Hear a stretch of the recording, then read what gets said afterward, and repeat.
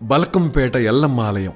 హైదరాబాద్లోని బల్కంపేట ఎల్లమ్మ ఆలయాన్ని సందర్శిస్తే అష్టాదశ శక్తిపీఠాల్ని దర్శించుకున్నంత ఫలమని చెబుతారు.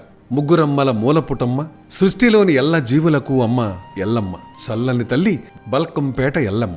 700 సంవత్సరాల నాటి సంగతి. అప్పటికసలు హైదరాబాద్ నగరమే పుట్టలేదని చెప్పాలి. బల్కంపేట అనేది ఓ కుగ్రామం, చుట్టూ పొలాలే. ఓ రైతు తన పొలంలో బావిని తవ్వుతూ ఉండగా బండరాయి అడ్డొచ్చినట్టు అనిపించింది. పరీక్షగా చూస్తే అమ్మవారి ఆకృతి. చేతులెత్తి మొక్కాడా రైతు. భక్తితో ఆ విగ్రహాన్ని ఒడ్డుకు చేర్చాలని ప్రయత్నించాడు. కాస్తంతైనా కూడా కదల్లేదు. ఊళ్ళోకెళ్లి జనాన్ని తీసుకొచ్చాడు. తలో చెయ్యి వేశారు. అయినా లాభం లేకపోయింది. శివసత్తులను పిలిపించారు. శివసత్తులంటే పరమశివుడి ఆరాధకులు. శైవ సాంప్రదాయంలో వీరికి చాలా ప్రాధాన్యం ఉంది. ఇక్కడి నుంచే పూజలు అందుకోవాలన్నది అమ్మవారి అభిష్టం కావచ్చు.